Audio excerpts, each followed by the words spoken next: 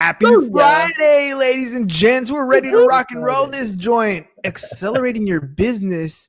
How's that going to happen? Let's find out. Good. Shut up and sit down. The Business Bros Podcast was created for you. Learn from the business professionals who come to share their stories. Find out what's working in business, on social media, what's hot and what's not, straight from the mouths of successful entrepreneurs out there doing the real work.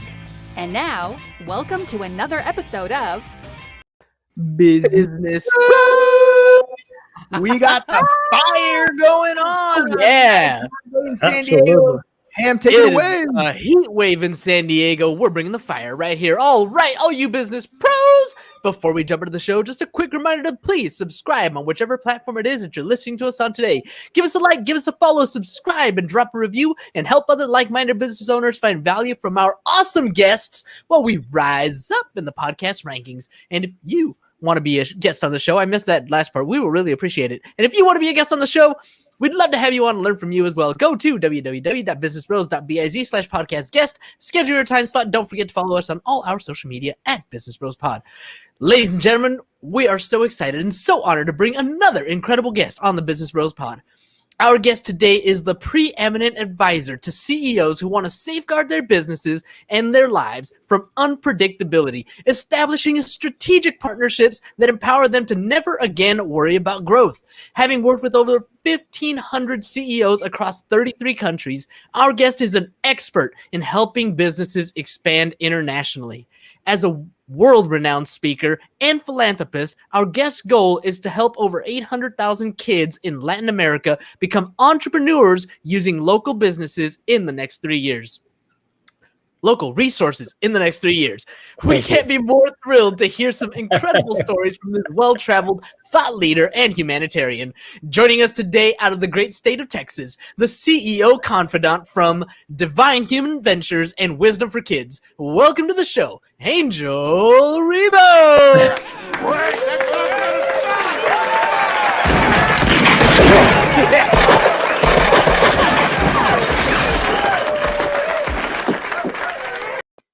All right, Well Angel. done. Thank you so much. This has been probably one of the most amazing introductions ever in my life. Thank you so much for being who you are, guys. Thank you. Oh, well, what can I say? James prides himself on the intros. They're probably Fun. Yeah, they're fun. They're you know what? Everybody has a strength and everybody has a weakness. I would suck at writing your intro, but James over here, he's got fire when it comes to writing those intros. I tell you, I mean, I've been introduced a few times, and he's used actually completely different words. He's a master. He's a super eloquent guy. I can tell you that. Thank you so much. My heart. You are making my head really? roll. Yeah, you're a cunning linguist, Ham. You're a cunning linguist. All right. So speaking of talents, right? Speaking of strengths, speaking of weaknesses, look, anytime anybody's going to start a business, we all start off thinking, I know what it takes. I'm going to make this thing grow. I'm going to me, I. But ultimately, you need a team to make things happen. So Angel, tell me a little bit about what it takes to grow a business and what is it that you do exactly? Exactly. So basically, in a nutshell, what I do is I help both corporate CEOs and established entrepreneurs to bridge the gap globally for expansion and exposure. It means that I help them take their businesses internationally.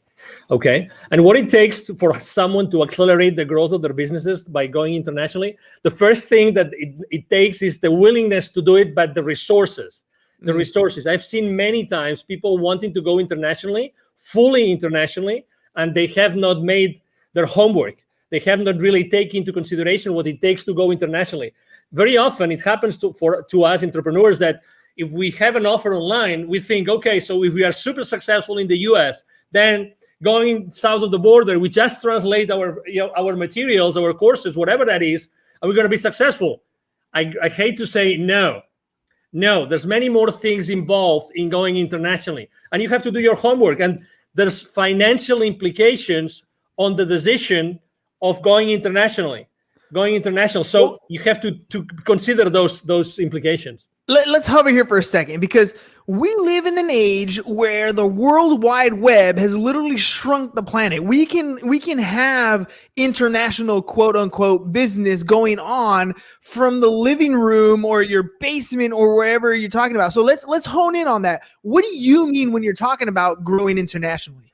Yes, so that's true. You can run your business from your home, and you have the worldwide, web, and you can go everywhere. But every single potential client in every single country, geography, culture thinks differently. You have to embrace, you have to acknowledge that, and you have to really know what is going to drive a potential sale from another country. Okay, so I mean, being reactive, we might have clients from other geographies, but the reality is that talking to someone, let's say south of the border or north of the border, talking about the US, right? It's different. And you have to be, if you really want to be strategic and you really want to be successful, you have to do it differently. You have to think about it. Okay, so you can run your business from your home and you have the World Wide Web open, but there are things that you have to take into consideration from the point of view of the client. You have to talk to the client differently on every culture. Remember, we are, separated, even sometimes even trying to go, let's say I have a business in Texas and I really want to be successful in taking my business to another state. That there are cultural differences, right? That huge. Someone in Utah is different from someone in Texas, right? And everybody knows that. So if you really want to be successful, does it make sense to consider the differences between selling in Utah and selling in Texas? Of course it does. And you spoke about in the introduction, you actually mentioned something, which is, are you partnering with the right people? Probably if you want to go international, or even, as I said before, to another state, what about partnering up with someone who's already there, who's already aware of those differences, that can help you be more effective in conducting business in that area? And this is very often a blind spot that people forget. So, okay, it's easy to run your business from your home, but be mindful, be aware of the differences. What kind of differences should we be looking for when we're first starting out? Because there are so many. I mean, like you said, there's cultural differences, there's currency differences, there's tax treatments. I mean, there's all kinds of things that we can think about when we're talking about those differences. But what are some of the first things that we should kind of pay attention to? So that's why go step by step.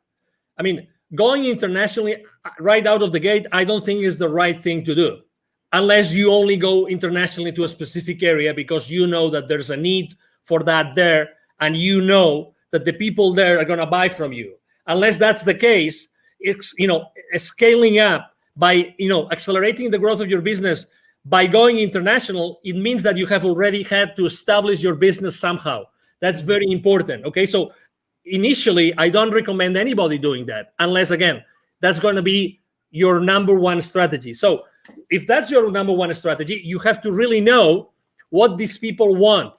Okay, the people in this area, what do they want? So you have to really speak with these people over there. Sometimes, we tend to think, oh, it's extremely difficult. No, it's very easy. Reach out. There's social media again, and you can go in social media and you can start talking to people who live in that area. It's really simple. There's something in the entrepreneurial world, in the startup world, there's something called a minimum viable product. You've probably heard this thousands of times, right? Mm-hmm. So when you start your business, you probably have a minimum viable product or service that you want to offer to your audience, right? So the first thing you have to do is, if you want to go international, start talking to your audience about what you want to do. And I start asking them, hey, if I was to launch this product, sell it there, or this service, would you be willing to buy from me? And what would be the kind of service or product that you would buy from me, in that particular, area of expertise that I have? So that's the first thing. Talk to your market early on your business strategy. And sometimes, and I think that's probably, we are all to blame, for this, which is we try to be perfectionists. We try to be like, we have all the responses, all the answers before we do anything else.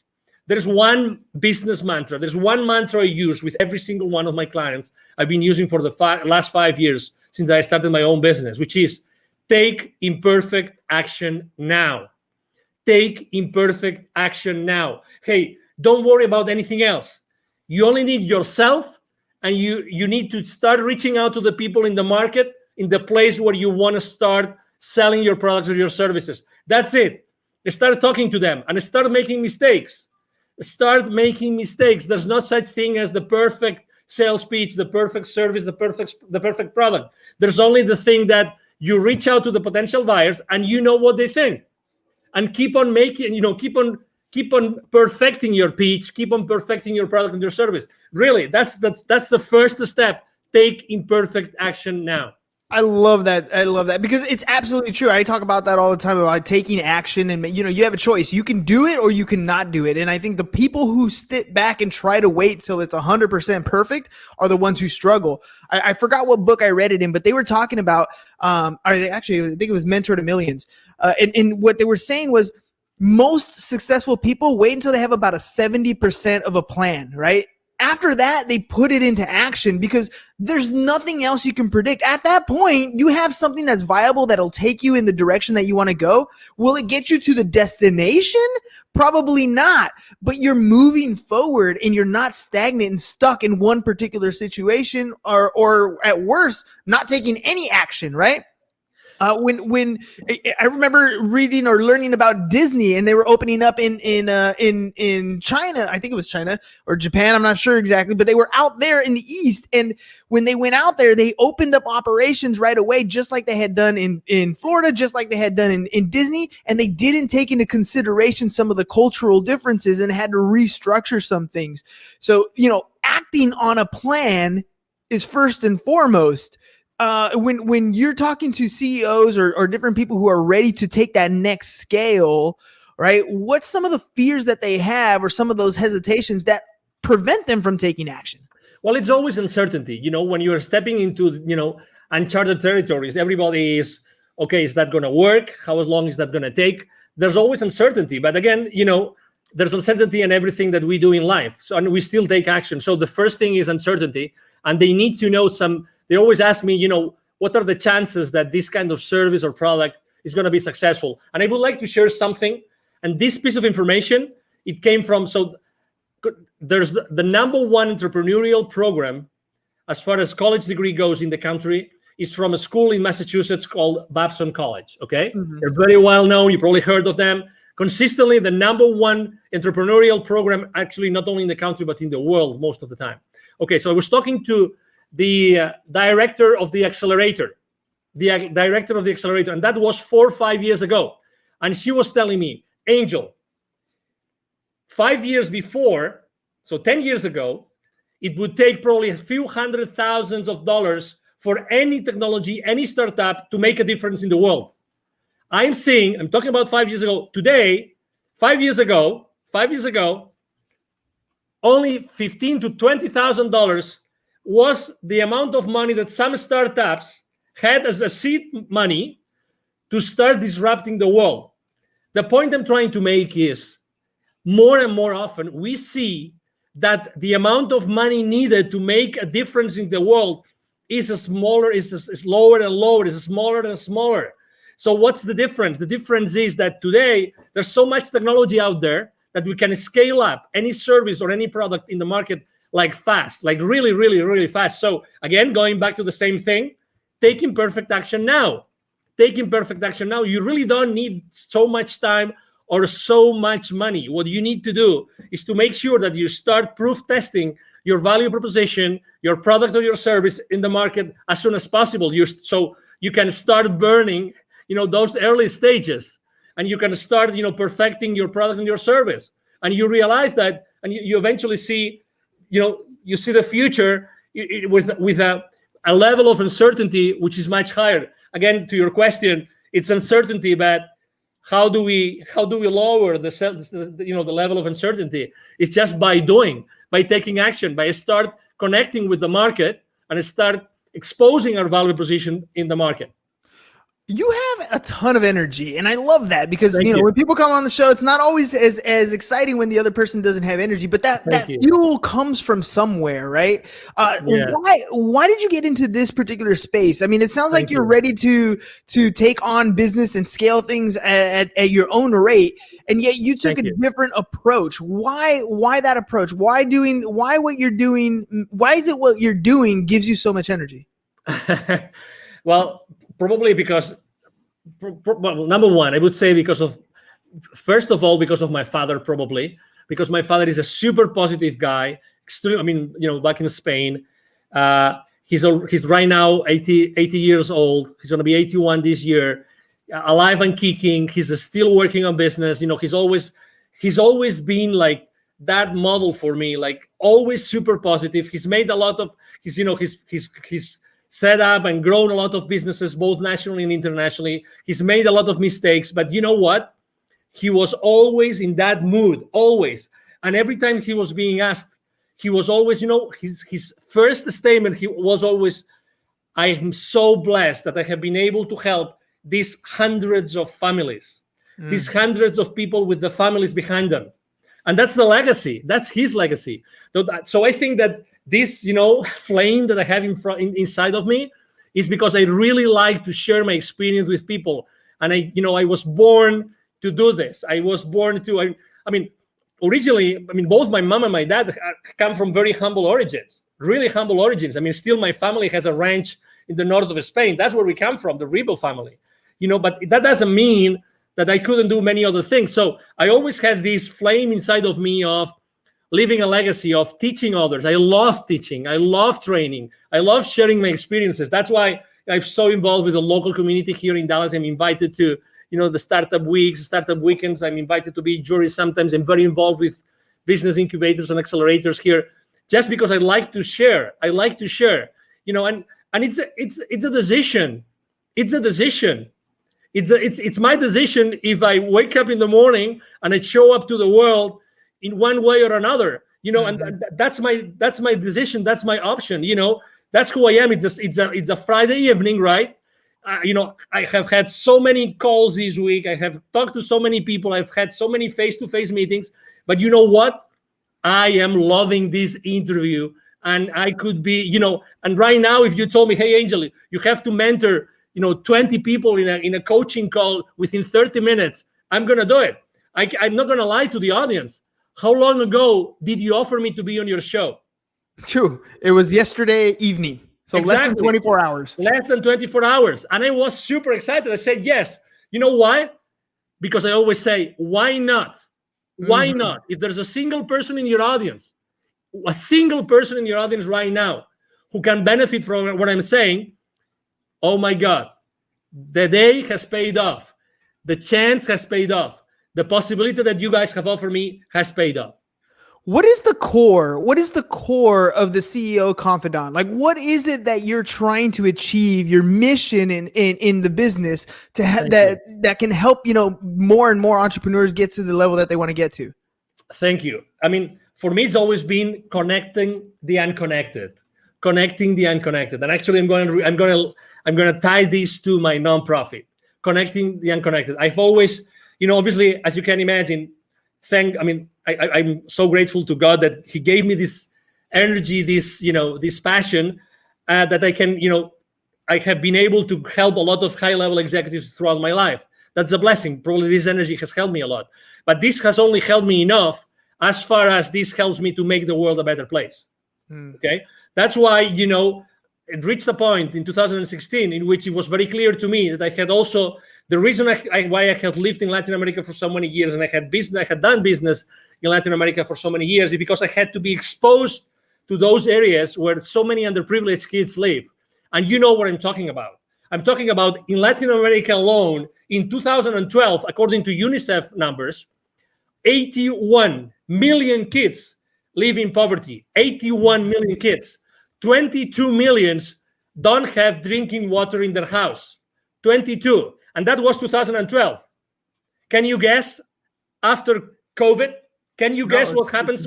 How many millions right now? Significantly worse. Exactly. So, and that means the total population, so that you have you have a frame of reference. the total population of kids in 2012 in Latin America was 170 million.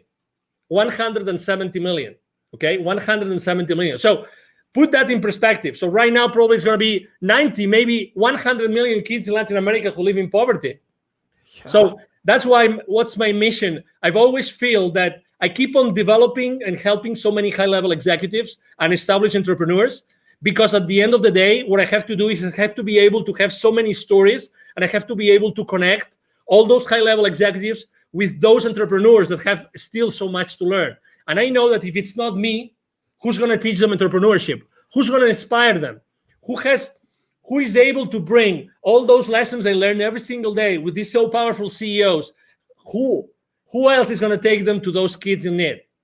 So that was my answer. Yeah, no, that's a beautiful answer, because you're absolutely right. I mean, we look at what we see in poverty just right in front of us, right? When we drive down the freeway, when we're in our local communities.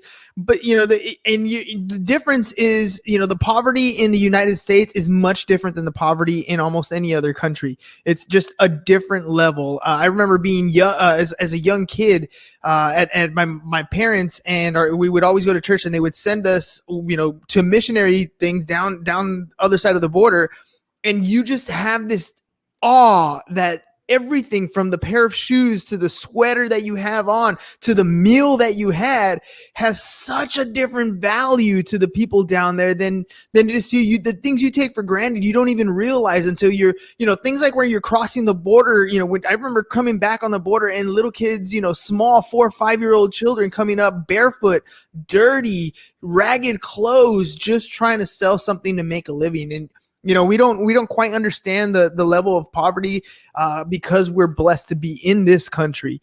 But you're absolutely right. I want to ask you about the relationships that you're building with people as you're helping a lot of these entrepreneurs grow their business, as you're helping them scale and become multi-million-dollar companies. What value do you place, and how do you utilize the relationships that you're making? Well, I mean, I think believe it or not, I was extremely shy kid, very shy, very shy. Most of I would say every single one of my classmates up to high school, they would not believe it's me talking right now. Honestly. I mean, Angel? I had to, really, I really had to go to college, and I had to start being involved in organizations, international organizations, and traveling. And so, I know that not everybody is so open and prone to have relationships with people. But again, you don't have to be, someone like me, so, extroverted like me. It's just I think that the most important thing is that you are yourself and you keep the relationship honest and humble. Mm-hmm. Honest and humble, and from that point, I like to use, gratitude, humility, and acceptance as 3 of my top values that I like to share this with my team all the time when we have our weekly meetings and when we have our one-on-ones. Gratitude, humility, and acceptance are 3 very big values for me. So I think that those values help you a lot to develop those relationships. And out from those relationships, it's like, as you know, I'm very active on LinkedIn, and I have very, very large following and very active there. I post every single day, large high engagement from my audience. And it's the same thing when I start relationships with people in there that they don't know me of anything. I start from a very humble way. I'm not the guy that's going to send you 5 consecutive messages as soon as I say accept. I'm not that kind of guy. My connecting message has 1 sentence, only 1, and I don't send a second message. You just wait.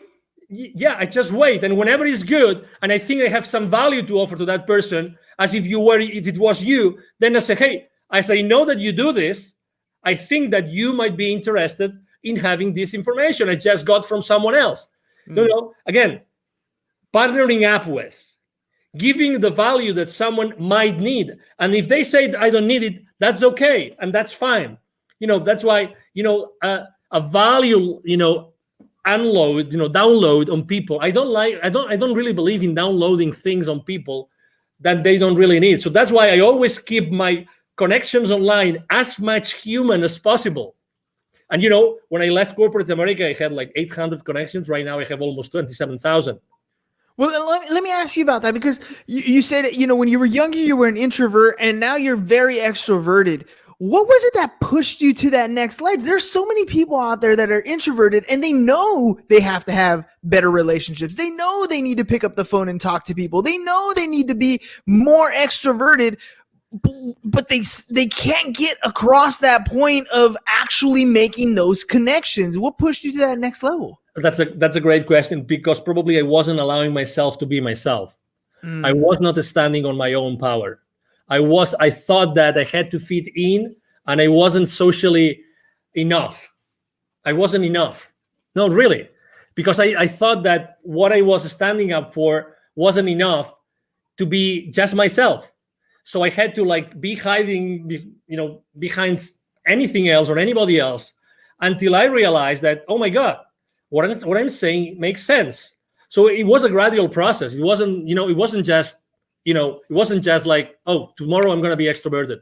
And so I was fascinated by something, which was, in my case, in college, because I told you I started to bloom in college, which was becoming or being the leader of an organization, but being like the leader, but the leader behind the scenes, right? Not the leader like showing up all the time. Wizard of Oz. So sometimes, so at some point, I had no option but to be in front of a lot of people. And then suddenly, everything was going well, and I was, leading that organization in my college and everything. But there were issues. So I have to tell you that realizing that not everybody is going to like me actually helped me to be stronger. I realized that I didn't have to fit in. I realized that I have to be myself and always be myself. So I had a completely 100% certain place where I could go back and pull up the rest of my life. You know what I mean? Yeah, because if you're pretending to be someone else, you don't have that place of safety. But when you're always yourself, when you're always standing on yourself, on your grounds, then you have that place of power. And I have to also tell you, I remember the most dramatic situation in my life was actually that I got married. My first marriage was in 1996, still in Spain. And I unfortunately didn't work out, and I only was married like for 5 months. Oh.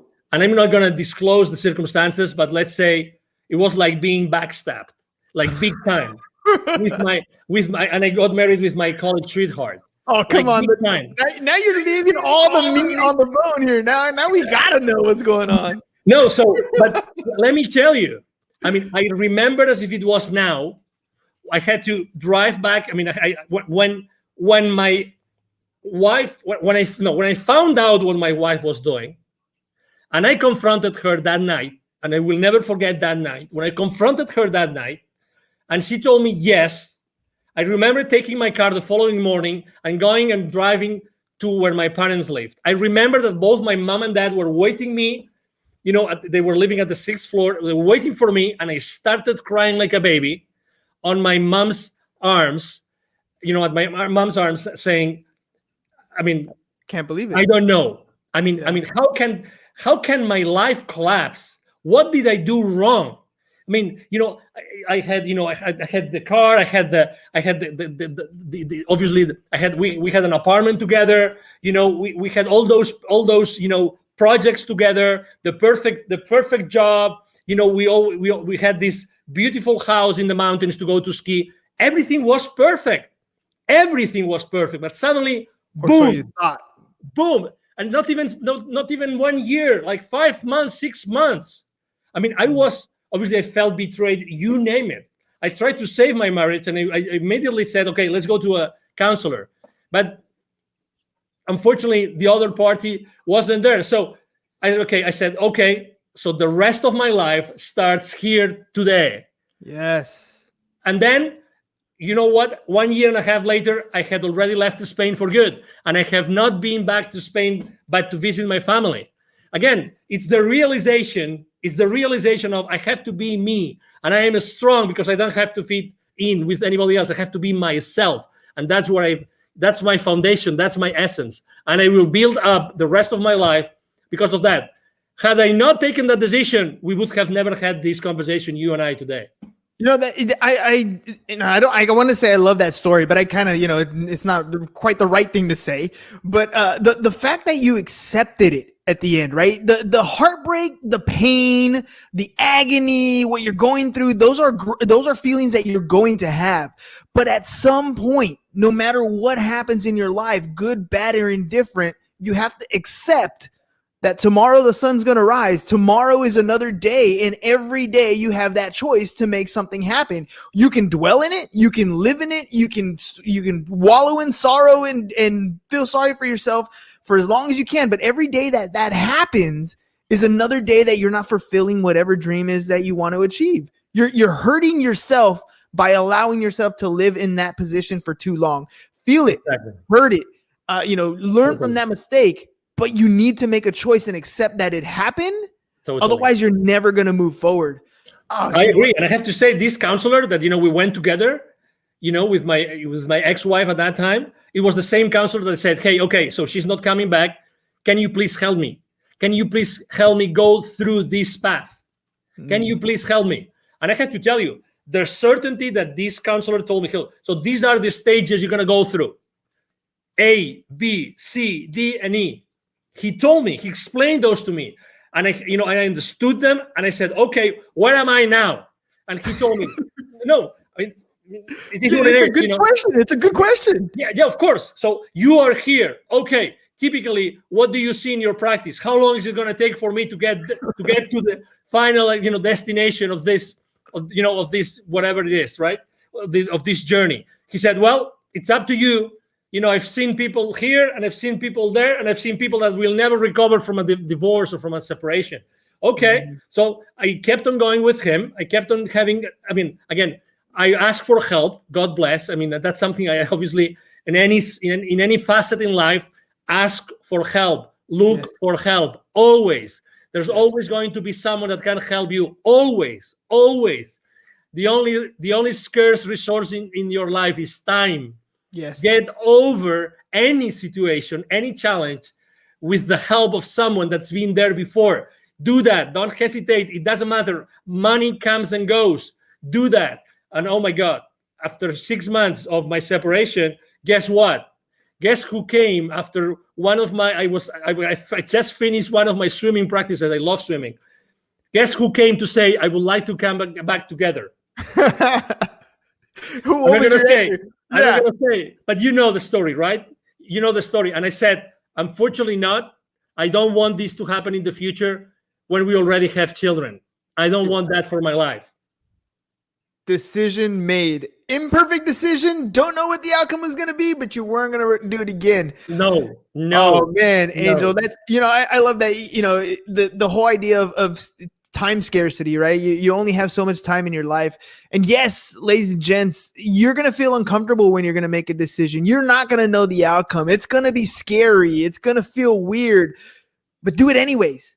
Do it anyways, because there's only two types of regret that you're going to have when you're older. And one of the biggest ones, the worst ones, is when you're 98 years old and you are incapable and you're out of time to have that regret to worry about. So take the action. You might make a mistake and it's okay. There's always a way to correct, but take that action. Angel, before we head out, let our audience know if they want to work with you, how can they get a hold of you? Absolutely. The first thing is, it's very easy. Send me an email. I have a team behind me. We all work together. We will always respond to you. My email is very easy. My email address is angel@angelribo.com. I'm going to spell it for you. ANGEL@ANGELRIB as in boy O.com. That's the easiest way. If you want to know, what I do, what I stand for, you can go to LinkedIn, Angel Ribo, the CEO Confidant. And you will see me there every single day posting. I post a lot of personal stuff because I think it's important for everybody to know, what I think is important for me. And obviously, I would like to help you. And needless to say, thank you very much, guys, for being so kind with me and allowing me to be today on your show. Hey, man, thank you for coming on last minute. Thank you for sharing, being vulnerable. I honestly believe that some of these stories that we have in our life, some of the worst stories in our life, make the greatest connections with people. So thank you very much for sharing some of your worst times with us. I connected with you. I'm sure there's a lot of our listeners that connected with the same type of story.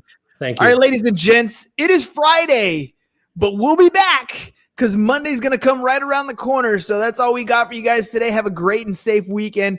Peace. And we're out. Thank you for listening to the Business Bros Podcast. Are you looking to get more clients or to increase your income? Hernan, the business bro, can help you generate referrals through the power of podcasting. And James, the insurance bro with Pipeline Insurance, can help you effectively add insurance to your existing business. If you are ready to create wealth today and generational wealth for tomorrow, email businessbros@csfirst.com to schedule a free consultation or join the Business Bros Network, www.businessbros.biz.